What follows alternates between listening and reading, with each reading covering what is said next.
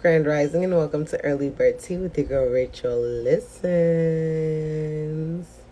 I hope you're ready for this motivation devotional. Welcome to this self-care moment, and I hope you enjoy, okay? Let's get into it. Let's get into it, baby. Let's get into it.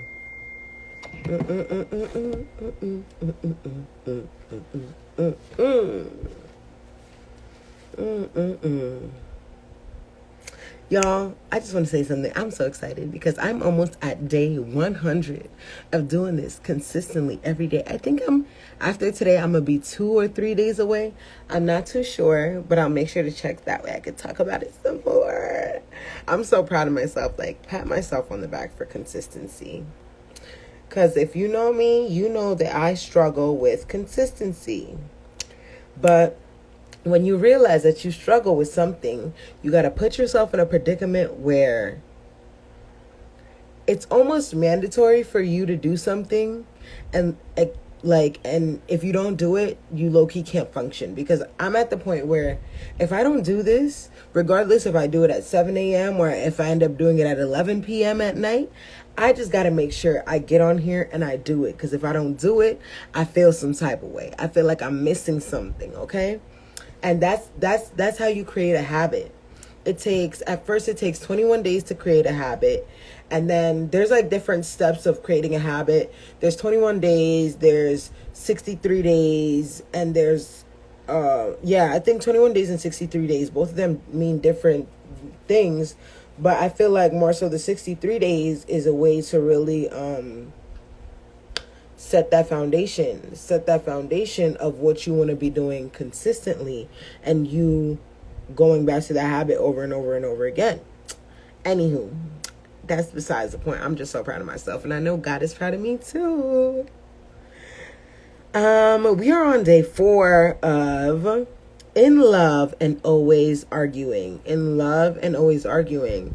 Because we know and we're honest with ourselves that we're always in love and we're always arguing. Whether we're arguing with our job, our partner, ourselves. Anything else. Our children, yes, you love them, but you love to hate them too because they be annoying. In love and always arguing. So, today's recommended readings are Proverbs 16:24 and Proverbs 10:19. So Proverbs 16:24 says, "Kind words are like honey, sweet to the soul and healthy for the body." Kind words are like honey, sweet to the soul and healthy for the body. Share more kind words.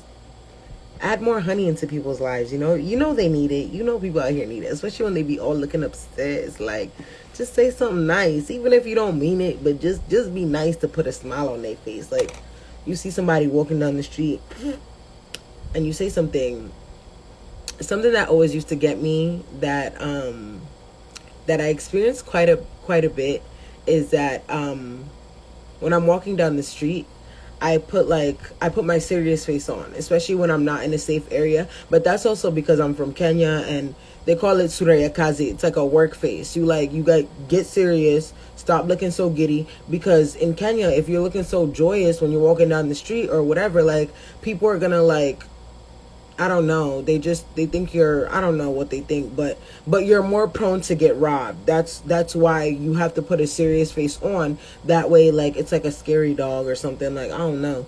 But over here, I just do that so naturally that over here, when I'm walking down the street, sometimes I do that too.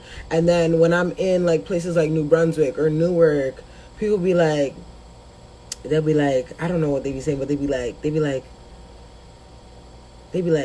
you look too good to look so mad. Like, why you look so mad? What's wrong? Like, they'll ask you what's wrong when you're walking down the street, and immediately, you just start smiling. Because for me, like, I like to smile, but sometimes I'm thinking, I'm serious, or I'm just calm, and my face relaxes, and I just look like.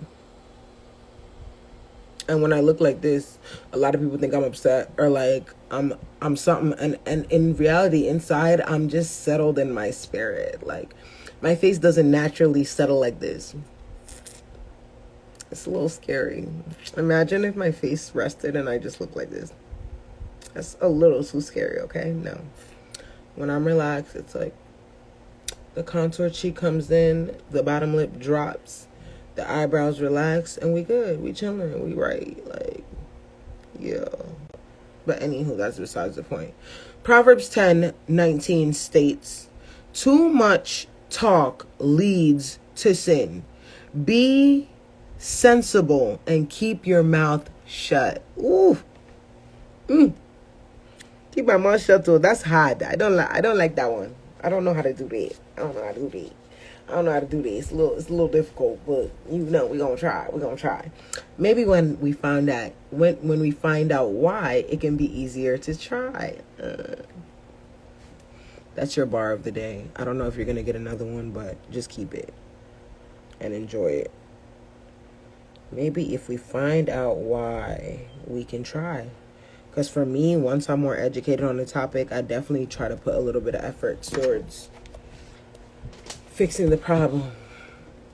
Anyhow, let's get into it. What did you just say? That's what the devotional is titled. What did you just say? Did you just say that? Oh, really? Okay. Yeah. I just realized that this is really like my good side. No, but I like this side better for now. We don't need to be showing out all the good sides, Sometimes you have to remind your brain that you actually care for this person, or else your tongue will cut them apart. Who already? Testimony. I have that power. If I forget that I care about somebody, I really can annihilate them verbally, and it's very bad. Have you ever said something during an argument that you wish you could take back? When we let our emotions speak for us, we end up fighting against our relationships instead of the original intent, which was to express our point of view. Hopefully the original intent was to express your point of view. Sometimes people have different intents. They have the intent to stir a pot. They have the intent to be manipulative. They have the intent to get something out of a conversation. So we're talking about the people whose intent is to get their point of view out. Okay, that's who I'm talking to. It's painful when your partner / coworker / boss / yourself gives you a label based on a shortcoming. Criticism and generalization about person's whole identity based on mistakes they've made can destroy intimacy and connection.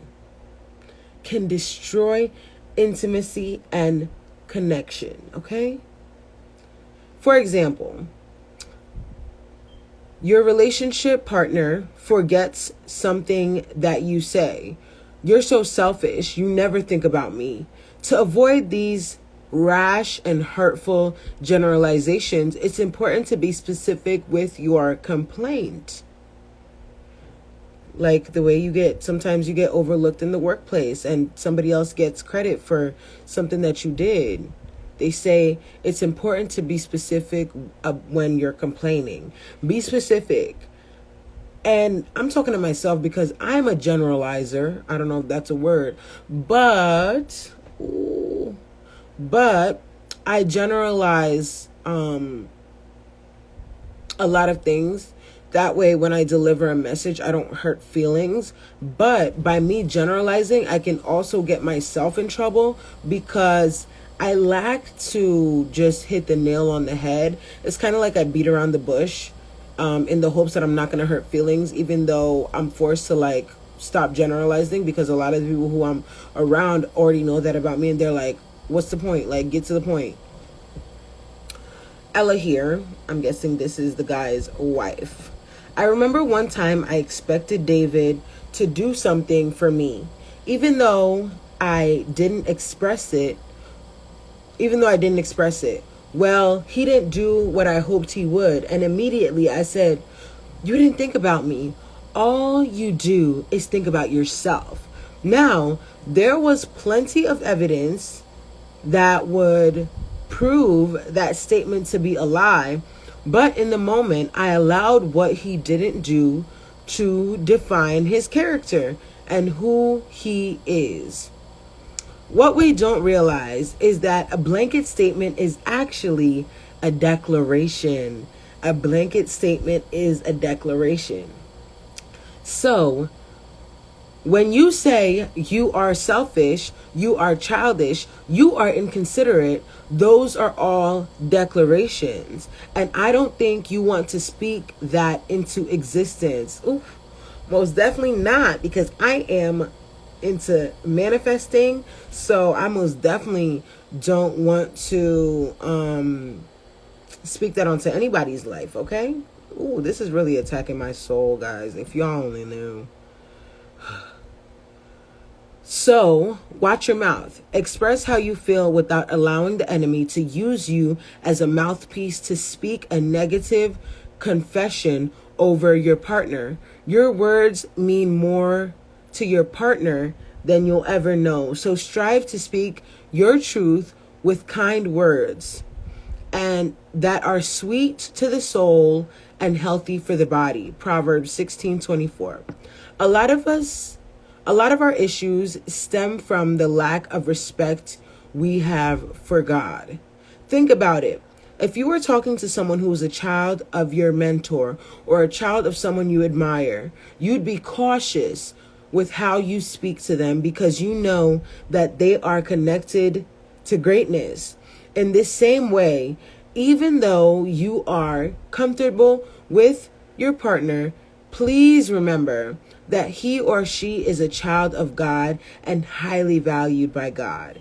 So, even if you are upset with them, remember that if you mishandle or bruise them emotionally or physically, you are messing with God's appointed one. That's a testimony in itself. And one thing that I can say that I do well is I definitely do see that everybody is attached to God in somehow. And that's what allows me to be friends with, not even be friends with, just be open to new people and stuff like that. Because for me, it's like, we all have the Holy Spirit within us. That means we're all connected to God. That being said, I can't discredit anybody for what they have to say or what they do because we're all connected to God. That means God is using each and every one of us to bring something to the table. That being said, I do show up in a way that I listen to everybody. I try my best to understand everybody. I just really try to not to discredit people for their shortcomings and really just try to give everybody their props. But in times of intense or in times of intensity or in times of anger or in times where like my soul's not settled and I'm feeling like verbally attacked, I kind of forget and I'm able to be disrespectful and so on and so forth because I'm not settled in my soul. I'm not settled in myself. So that being said, it's like that's an area where I need to work on. And if I think about it right now, I'm going to think of a tactic where even myself can use to kind of bring myself back to remembrance of who I'm talking to, of the fact that we are all God's children. And I think for me, it's rooted in also me not being disrespectful to myself. Once I stop being disrespectful to myself, I'll have the capacity to not be disrespectful to others, which is all part of the things that I'm currently working on in this season of my life. But when it comes to me dealing with other people, sometimes I just need time. Sometimes you just got to give yourself some time. Remind yourself who you are. Remind yourself what you don't like to put out into the world. Remind yourself how you like to impact people. And remind yourself that you are causing trauma. You're causing pain. You're causing hurt by being mean or aggressive or any of those things. So hopefully that will humble somebody or humble me to just like be a little bit nicer even in those times where I feel like I don't have the capacity to be nice. Think a little bit harder. Try my best to put my words a little bit more together before delivering them. That way I don't create pain and hurt and just leave a bad taste in people's mouth. So yeah, that was good. I love that. That's good. So it'll be unfair not to share, as you already know. Send it to whoever you think needs this. Your mommy, your auntie, your pappy, or whoever it is. Your friend, your best friend, your enemy, the person who keeps attacking you at work, your boss, your whatever. Send it to all of them. Anyway, I love you. I will see you soon. And it'll be unfair not to share. You already know that. You already know that. It'll be unfair not to share. Okay? I gotta go. Mwah. Toodles.